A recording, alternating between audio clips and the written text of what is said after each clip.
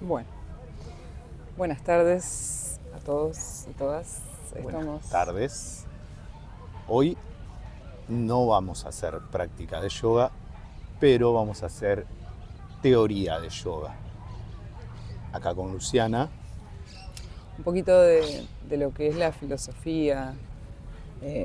No vamos a estar practicando asanas, posturas, pero sí vamos a estar reflexionando un poquito sobre lo que nos puede también traer el yoga a la vida cotidiana, ¿no? A nuestro día a día. Y en lo personal, como hablaba en otro video de que el yoga se puede llevar a otras disciplinas, esta teoría o filosofía a mí me gusta resumirla en otra corriente teórica que es el mindfulness, el estar presente, que viene más del palo de la psicología por ahí que del yoga, y que en realidad comparten el marco teórico, que ahora estaremos tratando de hacer un análisis o una explicación breve. Bueno, como decía Leonardo, uno de los fundamentos por ahí principales es esta cuestión de estar en el presente, ¿no? O mantenerse en el presente, el aquí y el ahora, que por ahí puede sonar hoy en día un poco cliché, ¿no, Leonardo? Sí, es como que hay demasiada información o demasiadas fórmulas en la actualidad. Se ha vuelto todo un poco demasiado líquido, diría, en otro campo. La modernidad líquida nos ha traído esto de repetir conceptos y por ahí no analizar la profundidad o repetir conceptos, sino llevarlos a la vida diaria, en las acciones diarias, en las acciones simples, mundanas, humanas. Entonces sí, estar presente es una frase que se repite muchísimo en las redes sociales, en un montón de influencers de la alegría. Se ha creado un campo enemigo. Claro, que estar presente creo que también es estar o hacer consciente este momento en el que estamos.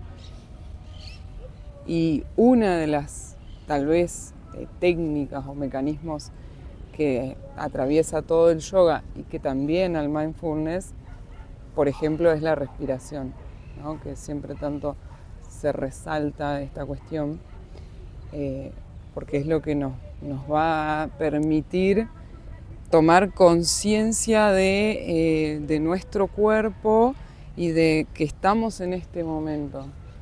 Y de nuestros pensamientos, porque hay dos cuestiones. Primero, no se puede respirar ni en el futuro ni en el pasado, solo se puede respirar en el presente. Entonces, por eso desde el yoga, la respiración es la llave a vivir ese presente a lo que estemos haciendo, sea una meditación, una secuencia de asanas, una práctica física. Pero lo que debemos tener en cuenta, y ahí es donde se puede hacer un paralelismo con el mindfulness, es que nuestra cabeza es la que, con sus pensamientos, la que lleva a que nuestra mente esté enfocada o en el pasado o en el futuro, y pocas veces esté en el presente con lo que está ocurriendo a su alrededor. Bueno, estando presentes en este momento, nos estamos dando cuenta que se nos está yendo la luz solar en este atardecer de domingo. Entonces, en otro video, si les interesa, a quien les interese el concepto de estar presente desde el mindfulness, lo puedo tratar de resumir también. Pero bueno, el primer concepto es estar presente en lo que hacemos, y la primera herramienta que debemos tener en cuenta sería la respiración. Al poder ser conscientes de nuestra respiración, podemos domesticar, por así decirlo, a la mente en sus pensamientos, de que no se encuentre anclada a pensamientos que pueden estar vinculados al pasado o a pensamientos que pueden estar vinculados al futuro, con lo que pasará.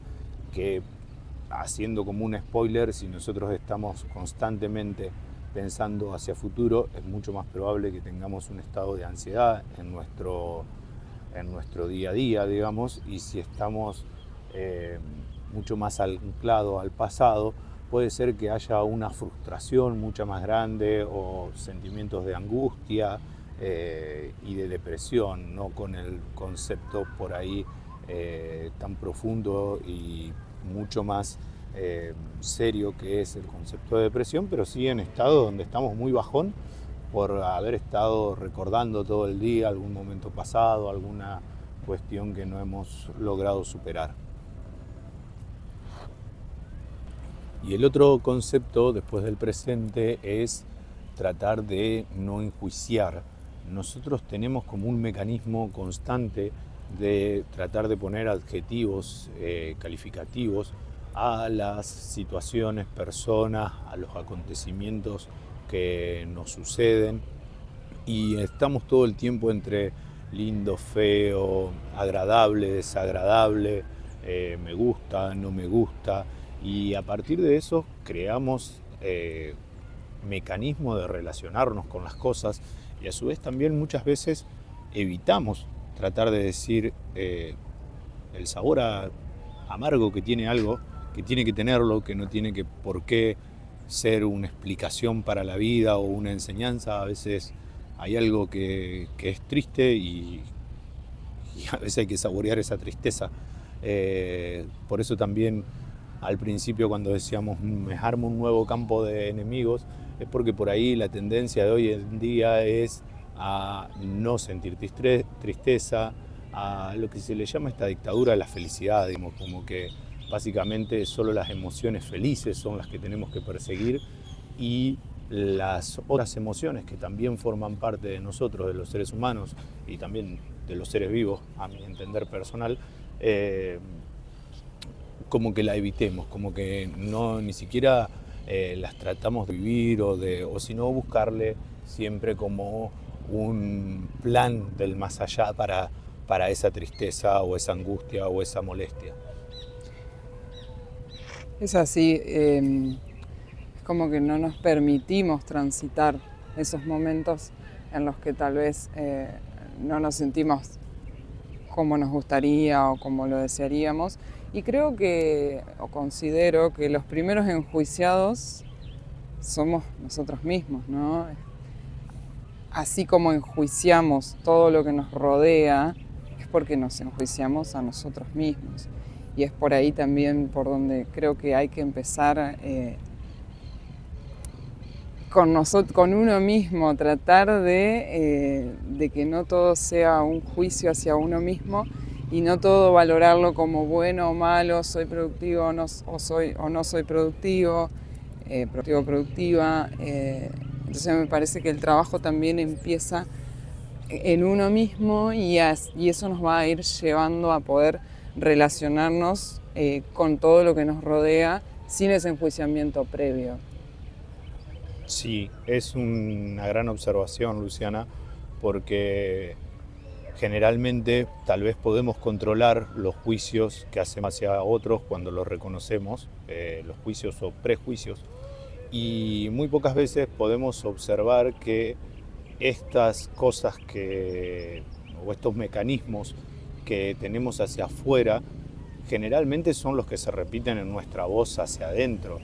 Generalmente es la que al momento de caérsenos un mate a la mañana hay una catarata de insultos sobre nosotros que no puedo ser más estúpido, inútil, idiota, y básicamente eso es también lo peligroso, digamos, de esto. Tal vez a alguien, pero no, yo no le diría en la vida común, se te cayó el mate, sos un idiota inservible, pero tal vez a mí mismo me lo digo con total vehemencia y no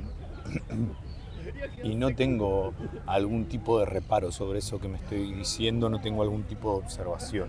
Entonces, si lo primero era estar presente en lo que estemos, sea lo que estemos haciendo, lo segundo es no enjuiciar o tratar de que el juicio no llegue enseguida.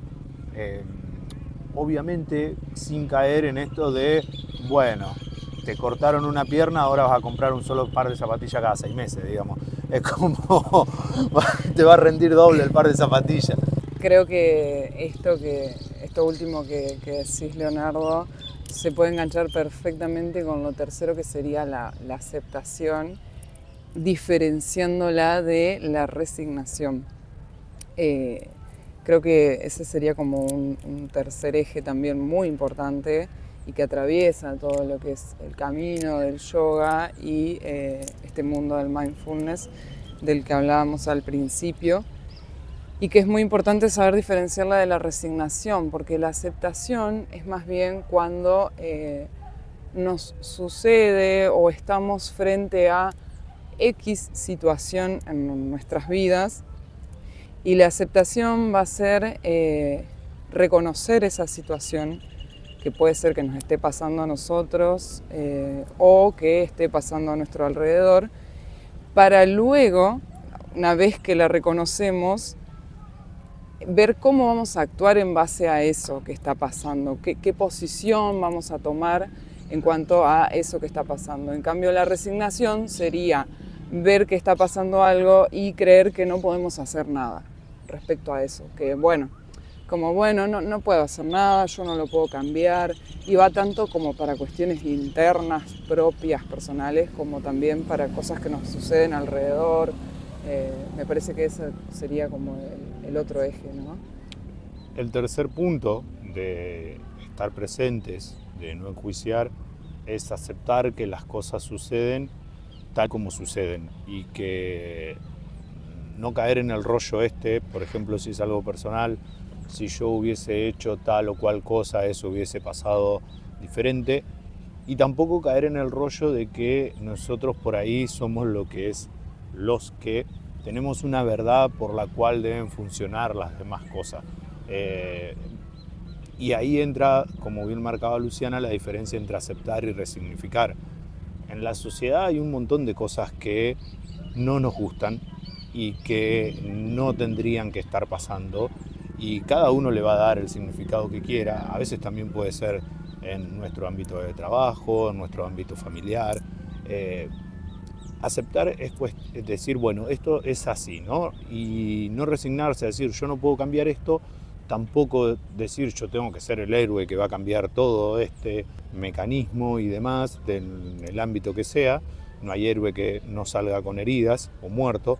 Y es saber cómo vamos a reaccionar nosotros frente a eso, que tal vez aceptar nos da la única responsabilidad que tenemos, que es cómo reaccionamos nosotros a eso. Si es algo que no nos agrada, cuánto tiempo podemos estar o no enganchado con ese desagrado, o cuánto tiempo podemos estar a veces rumiando un pensamiento por una conversación o una mala contestación que tuvimos con alguien o con X situación.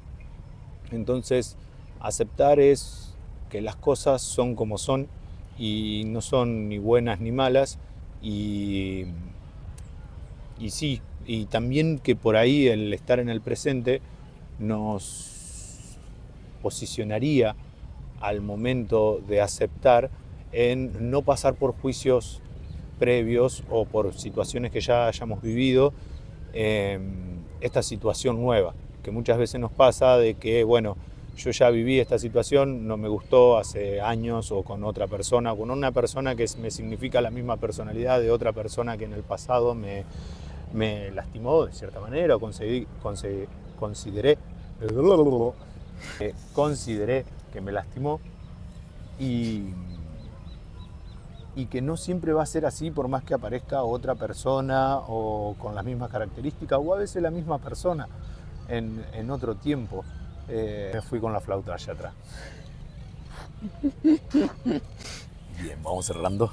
Bueno, vamos cerrando. Lo último que me gustaría agregar, en base a esta diferenciación que estábamos haciendo de la aceptación y la resignación, es que la resignación te lleva a la inacción. ¿Por qué? Porque si yo identifico que está pasando algo y creo que yo que, digamos, no es que yo tengo que hacer algo, pero sí puedo tomar una posición que precisamente la posición puede ser, bueno, en esta situación yo no voy a hacer nada para cambiarla, pero sé que yo estoy tomando una postura, que no es lo mismo que decir, bueno, no voy a hacer nada porque no puedo cambiarlo. Pasa mucho por ahí en el querer tener, creo que es como una de las características del ser humano que más lo encadenan, querer tener el control absoluto sobre las cosas, y por ahí el aceptar se le transforma en resignar, porque es darse cuenta de que no tenemos el control absoluto sobre las cosas, que si vamos un poco más profundo, en esta teoría de mindfulness, todos nuestros juicios, todos nuestros pensamientos, filosofías y demás están supeditados o son subjetivizados por dónde nacimos, cómo nos criamos, qué nos tocó vivir, la época, las cuestiones culturales de la época. Entonces, aceptar es saber poder revolver todo ese guiso de creencias que tenemos y decir, bueno, hoy elijo frente a esto actuar así o pensar así, pero tampoco es que eso es algo que me aplasta y que yo no voy a poder cambiar. Voy a poder cambiar la forma en la que yo venía, como de cierta manera, programado para actuar frente a eso, y lo voy a poder tomar desde otra postura, posición o pensamiento.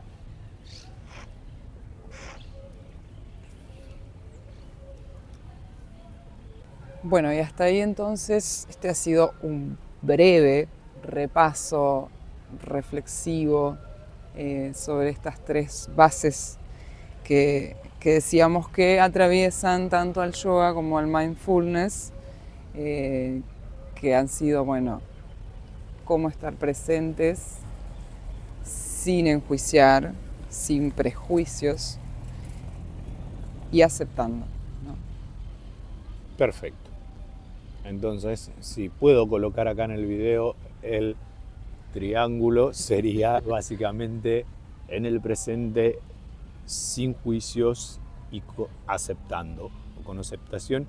Y lo más complicado de llevar esto a la vida diaria es que ese triángulo tiene que estar activo todo el día, digamos. Entonces, con nosotros mismos, con las relaciones interpersonales, y entonces como que a medio de ese triángulo es donde suceden las cosas, las que van pasando por nuestro lente de la vida diaria, que muchas veces nos suceden a nosotros y muchas veces no, la tomamos como personales porque las vemos en la tele, porque al verlas en la tele se nos activan nuestros juicios sobre prejuicios o juicios ya instaurados que tenemos sobre esas cosas, que puede ser una situación, puede ser que me guste o no me guste el representante de turno, puede ser, son muchas las cuestiones en el día a día en las que podemos útilmente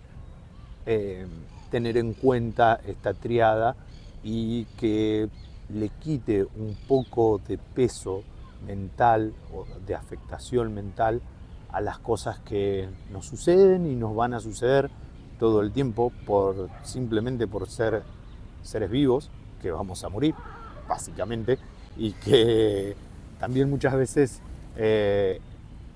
esa cuestión de querer controlar todo es no querer aceptar que nos vamos a morir.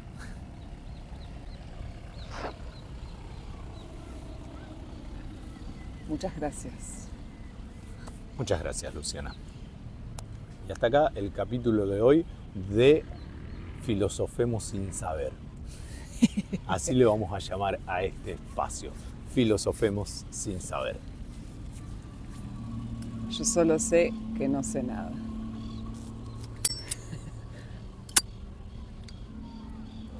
Corte. Procede a fumarse un pucho.